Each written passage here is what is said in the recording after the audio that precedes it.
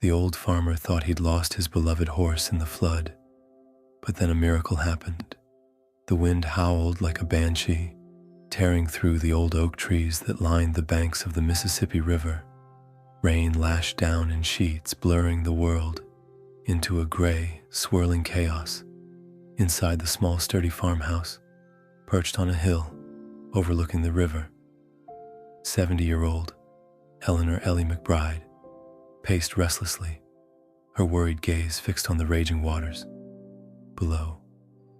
Ellie wasn't concerned about the house that had weathered countless storms in its 100-year history.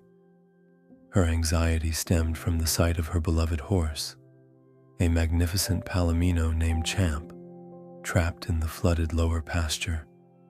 The normally placid creek that meandered through the property had transformed into a turbulent torrent, cutting Champ off from the safety of the higher ground.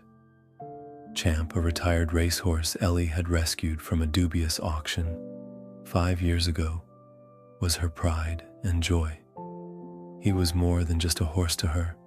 He was a companion, a confidant, a symbol of resilience, in a life that had seen its share of hardship. Now, as she watched him struggle against the rising water, his usually proud head barely above the surface, her heart ached with a fear she hadn't felt in years. "Hold on, Champ," she murmured, her voice barely audible above the storm's fury. Just hold on. She knew she couldn't reach him. The floodwaters were treacherous, and even if she could somehow navigate them, she doubted her aging body would be of much help to a powerful animal like Champ. Her only hope was that the storm would subside, and the water would recede before it was too late.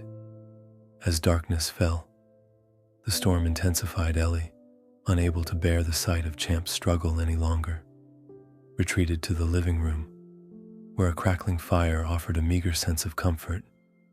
She made herself a cup of chamomile tea, her hands trembling as she poured the steaming water. Her mind raced, replaying memories of Champ, his playful nudges for apples, his gentle whinnies of greeting, the way he would rest his head on her shoulder, as if sharing a secret. Suddenly a loud crack echoed through the storms. Then Ellie's heart leaped into her throat. She rushed back to the window, her breath catching in her chest. At the sight that met her eyes, the old willow tree that stood at the edge of the pasture, its branches often offering Champ a shady respite from the summer sun, had succumbed to the raging current.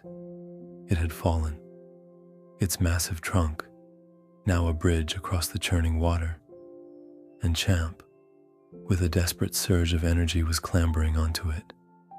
But the relief was short-lived. The willow tree, its roots weakened by the flood, was being swept downstream, carrying Champ with it. Ellie watched in horror as her beloved horse, clinging precariously to the trunk, disappeared into the darkness. "Champ," she cried out, her voice a desperate wail lost in the wind. The world seemed to shrink, the storm fading into a distant roar. As a wave of despair washed over her, she sank to her knees, tears streaming down her face. The image of Champ's terrified eyes burned into her memory. Just when all hope seemed lost, a faint glimmer of light appeared. In the distance, a small boat, battling against the current, was heading towards the fallen willow tree. The small boat bucked and swayed against the relentless current, its lone occupant struggling to maintain control. Clad in a bright yellow raincoat, a young woman with determined eyes and windswept brown hair steered the vessel with a strength that bellied her slender frame. This was Sarah Jenkins, a wildlife rescuer known in the area for her courage and her unwavering dedication to animals in need. Sarah had been monitoring the rising river levels all day, her radio crackling with reports of stranded livestock and displaced wildlife. When she heard the panicked call about a horse being swept away on a fallen tree, she didn't hesitate. despite the treacherous conditions and the warnings from the local sheriff to stay off the water.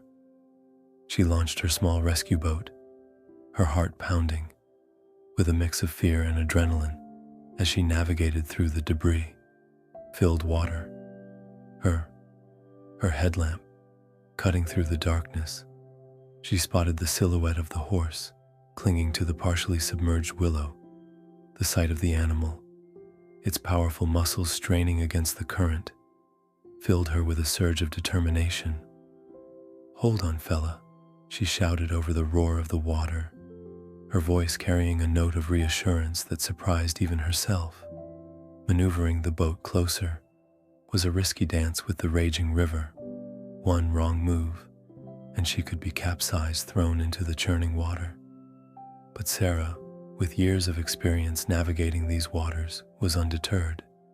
She edged the boat alongside the tree, her heart pounding in her chest as she reached out to the terrified horse champ.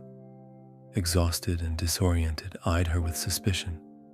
His nostrils flared, his breath coming in ragged gasps.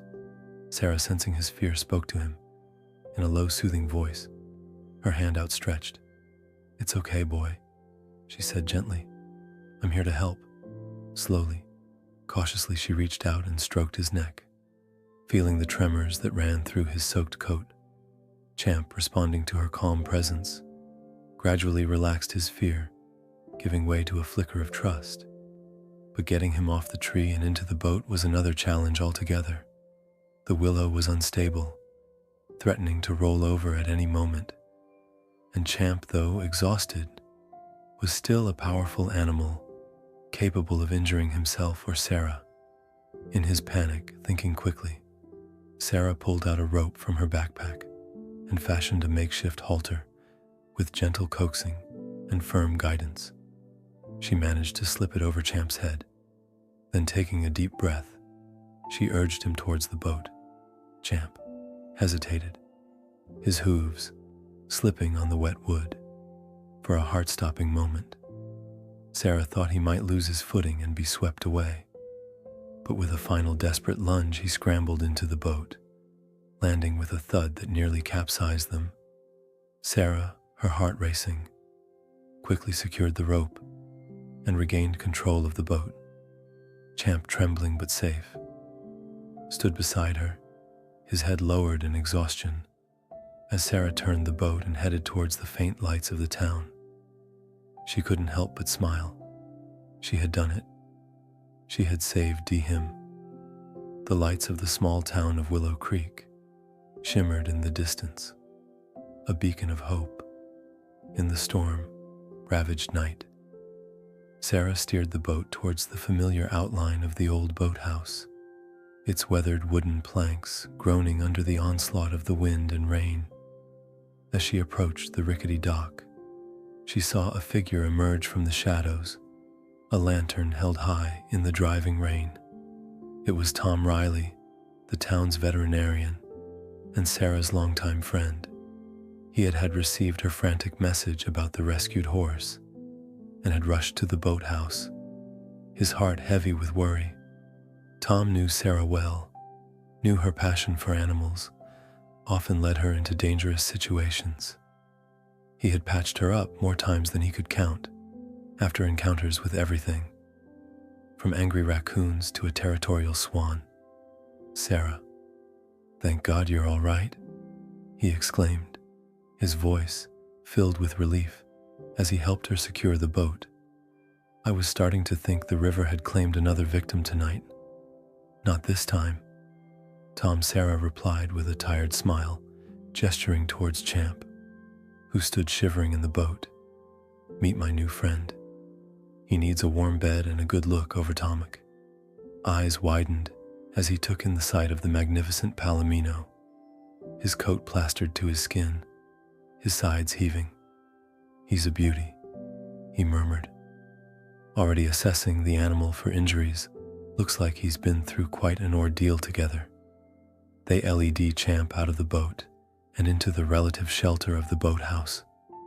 The old building, normally used to store fishing gear and canoes, was now a makeshift stable, its floor covered with hay. Tom, with Sarah's help, quickly examined Champ, finding no major injuries, just exhaustion and hypothermia. "He's lucky to be alive," Tom said, wrapping a warm blanket around the shivering horse. "Another hour in that water, and it could have been a different story." Sarah nodded her gaze, lingering on Champ's gentle eyes. "He's a fighter," she said softly. "I knew he would make it." As Tom tended to Champ, Sarah recounted the events of the night, her voice filled with a mix of excitement and exhaustion. Tom listened intently, his admiration for her courage growing with every word. He knew Sarah had risked her own life to save this horse, and he couldn't help but feel a surge of pride for his brave friend. "You're something else, Sarah Jenkins," he said, shaking his head in wonder. "You're a force of nature." Sarah laughed, a tired but genuine sound. "Someone has to look out for these creatures, Tom," she replied. "They can't speak for themselves." As the storm raged, outside the boathouse became a haven of warmth and compassion. Sarah and Tom worked together, tending to Champ Sharon's stories and finding solace in their shared love for animals. But as the night wore on, a question lingered in Sarah's mind. Who did this magnificent horse belong to? And how did he end up in such a perilous situation? Dawn broke, painting the sky with hues of pink and orange as the storm finally began to subside. The rain had dwindled to a drizzle, and the river, though still swollen, was no longer the raging torrent it had been the night before. For Sarah, after a few hours of restless sleep on a cot in the boathouse, awoke to the sound of Champ munching on a pile of hay. The horse, looking much recovered from his ordeal, greeted her with a soft whinny, his eyes bright with gratitude. "Good morning, fella," Sarah said, stroking his velvety nose. "Feeling better?" Champ nuzzled her hand in response, his warm breath tickling her palm. Sarah smiled, her heart swelling with affection for the gentle giant. But the smile faded as she remembered the task ahead, finding Champ's owner. She knew she couldn't keep him at the boathouse indefinitely. It wasn't equipped to house a horse long term, and besides, someone out there was probably worried sick about him. She decided to start by contacting the local authorities and reporting the found horse.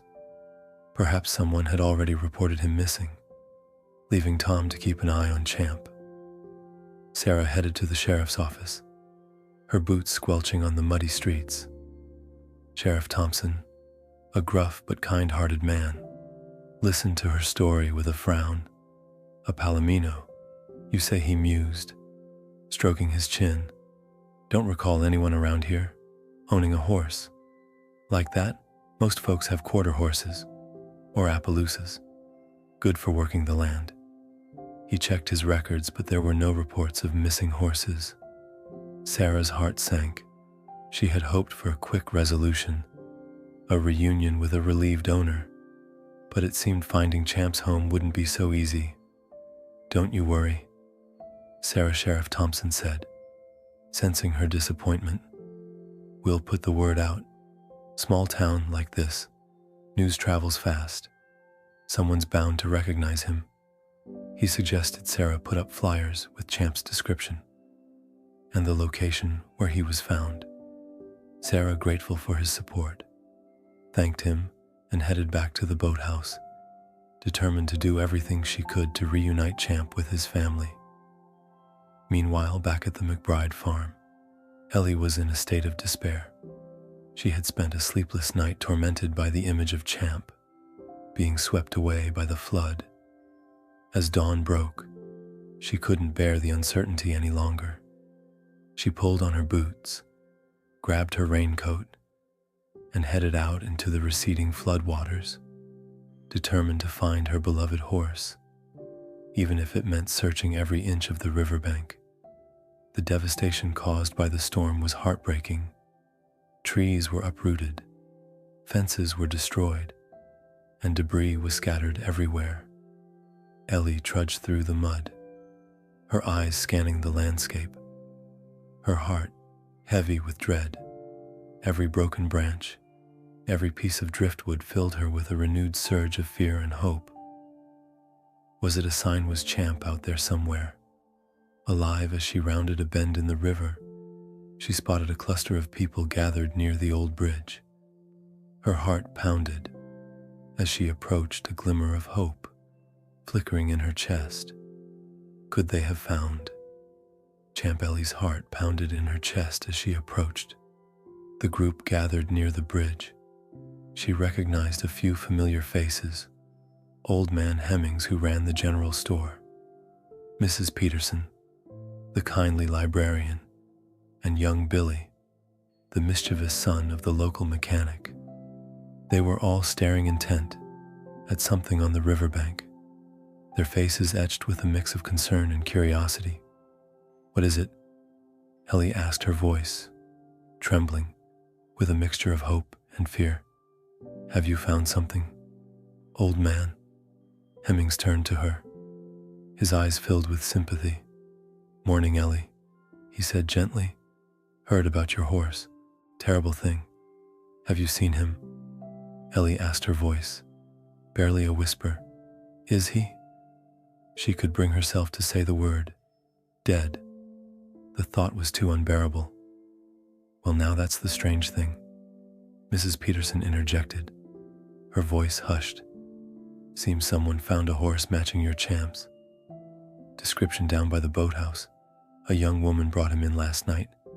Said he was caught in the flood." Ellie's heart leaped. Champ was alive. Relief washed over her, so intense it almost made her dizzy. "Where is he?" she asked, her voice urgent. "I need to see him." Billy, ever eager to be the center of attention, piped up. "He's down at the boathouse with Miss Sarah. She's the one who saved him." "Sarah?" Ellie asked the name. "Unfamiliar. Sarah Jenkins." Mrs. Peterson explained, "The wildlife rescuer. Brave girl, that one risked her own life to save your horse, they say." Ellie felt a surge of gratitude towards this unknown woman. She had saved Champ, her precious Champ. She had to meet her to thank her. Without another word, Ellie hurried towards the boathouse, her heart filled with a mix of anticipation and anxiety. As she approached the weathered building, she heard the sound of voices. She paused, taking a deep breath to compose herself. Then she stepped inside. The sight that met her eyes brought tears to her eyes. There in the middle of the boathouse stood Champ, looking a little worse for wear but undeniably alive. He was munching on a pile of hay, his coat still damp, but his eyes bright, and beside him stood a young woman with kind eyes and a warm smile. "Shh," Ellie cried out, her voice filled with emotion. The horse's head shot up, his ears pricked. He recognized her voice instantly, with a joyful whinny. He broke free from the makeshift stall and rushed towards her, nuzzling his head against her chest. Ellie wrapped her arms around his neck, burying her face in his. Main tears streamed down her cheeks as she felt the warmth of his body, the strength of his muscles. He was alive. He was safe. "Oh, Champ," she sobbed, her voice thick with emotion. "I thought I'd lost you." Sarah watched the reunion with a smile, her heart touched by the deep bond between the woman and her horse. She stepped forward, extending her hand. "You must be Ellie," she said. "I'm Sarah Jenkins. I found Champ last night, clinging to a fallen tree." Ellie turned to her, her eyes shining with gratitude. "Thank you," she said, her voice choked with emotion. "Thank you for saving him. I don't know what I would have done without you." "It was my pleasure," Sarah replied. "He's a wonderful horse." The two women stood there for a moment, sharing a silent understanding, a bond forged by their love for the same animal. Then Ellie, with a watery smile, said, "I insist you come back to the farm with us. I want to hear all about how you found him, and I want to properly thank you." Sarah hesitated. She had other rescues to attend to, other animals that needed her help. But something in Ellie's eyes, a plea for connection and shared grief, made her change her mind. "I'd like that very much," she said. And so, as the sun broke through the clouds, casting a golden glow over the flood-ravaged landscape, Ellie, Champ, and Sarah set off towards the McBride farm, the start of an unexpected friendship, blossoming in the aftermath of the storm. The McBride farm, nestled amidst rolling hills and lush pastures, was a picture of rural tranquility. Despite the ravages of the recent storm, a sense of peace pervaded the air as Ellie led Sarah and Champ up the winding driveway. She felt a wave of gratitude wash over her. This place, her sanctuary, for so many years had almost been snatched away from her. But now, with Champ by her side and a new friend walking beside her, she felt a renewed sense of hope. "Welcome to my humble abode," Ellie said, gesturing towards the sturdy farmhouse, its white paint peeling slightly, but its structure still strong. "It's not much, but it's home." Sarah smiled, taking in the beauty of the surroundings. "It's lovely," she said sincerely. "I can see why you love it here." Ellie led them into the house, its interior warm and inviting, filled with the aroma of freshly baked apple pie. "I made this morning," Ellie explained, a touch of pride in her voice. "I always bake when I'm feeling anxious. It's my therapy." Sarah chuckled. "It smells delicious," she said. "I'm a terrible baker myself. My talents lie more with animals than with pastry." Ellie poured them each a cup of tea, and they settled into the cozy living room, the crackling fire adding to the atmosphere of comfort. Sarah recounted the details of Champ's rescue, describing how she found him clinging to the fallen willow tree, how she managed to get him into her boat, and how she cared for him through the night. Ellie listened intently, her heart swelling with gratitude for this courageous young woman. She learned about Sarah's work as a wildlife rescuer, her passion for animals, and her deep connection to the natural world. She also learned about Sarah's own personal struggles, the loss of her parents a few years ago, and her decision to dedicate her life to helping creatures in need. As they talked, a bond of friendship began to form between them, a connection forged through shared experiences and a mutual love for animals. Ellie, who had lived a solitary life for many years, found herself opening up to Sarah, sharing stories of her past, her dreams, and her fears. Sarah, in turn, found solace in Ellie's wisdom and kindness. She had always been a loner, more comfortable in the company of animals than humans, but Ellie's warmth and understanding made her feel seen and accepted in a way she hadn't experienced in a long time. As the afternoon wore on, they moved to the kitchen, where Ellie insisted on preparing a hard lunch. They chatted about their lives, their hopes, and their regrets. Ellie shared stories of her late husband, a kind and gentle man who had shared her love for horses, and of her children, now grown and living far away. Sarah listened with empathy, her heart aching for the loneliness she sensed in Ellie's voice.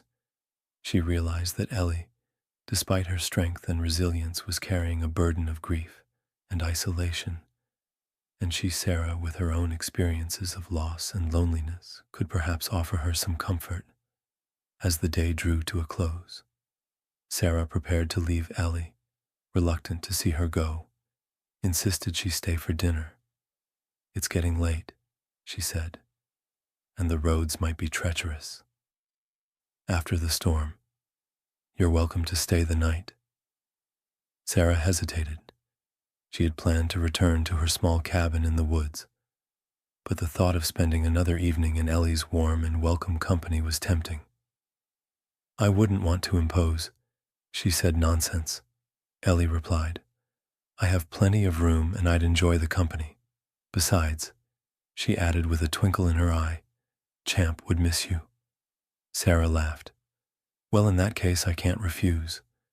And so as the sun dipped below the horizon, casting long shadows across the farm, Sarah and Ellie settled in for the night, their newfound friendship ship a beacon of light in the aftermath of the storm. The aroma of sizzling bacon and freshly brewed coffee filled the farmhouse kitchen. The next morning, Sarah, awakened by the cheerful sounds of Ellie preparing breakfast, stretched lazily in the guest room bed, a sense of contentment settling over her. It had been a long time since she had woken up, feeling so relaxed and at peace. She joined Ellie in the kitchen, where a hearty breakfast of bacon, eggs, and pancakes awaited them as they ate. They chatted about their plans for the day. Ellie, eager to show Sarah the surrounding countryside, suggested a horseback ride. I haven't been out riding much since my husband passed. She confessed, a hint of sadness in her voice. But with you here, and Champ fully recovered, I feel like it's time to get back in the saddle. Sarah's face slid up. I'd love that, she said. I haven't had a chance to ride Champ yet. I'm sure he's eager to stretch his legs after breakfast. They saddled up Champ and another horse, a gentle mare named Daisy, and set off across the fields. The sun shone brightly, casting a golden glow over the landscape, the air filled with the sounds of birdsong and the gentle rustling of leaves. As they rode, Ellie pointed out landmarks and shared stories of the area's history. She spoke of the Native American tribes who had once roamed these lands, of the pioneers who had settled here, and of the generations of farmers who had worked the land. Sarah listened with fascination, her appreciation for the land deepening with every word. She had always felt a connection to nature, but Ellie's stories gave her a new understanding of the history and the spirit of this place. They stopped by a crystal-clear stream, letting the horses drink and graze while they enjoyed the peaceful surroundings. Ellie, her gaze fixed on the flowing water, spoke of her life, her joys and sorrows, her hopes and regrets. She spoke of her children, who had grown up and moved away, leaving her with a sense of emptiness. She spoke of her husband, whose memory she cherished, but whose absence she felt keenly. Sarah listened with empathy, her own experiences of loss resonating with Ellie's words. She shared her own story, the tragic accident that had claimed her parents' lives, the loneliness she had felt in the aftermath, and the solace she had found in her work.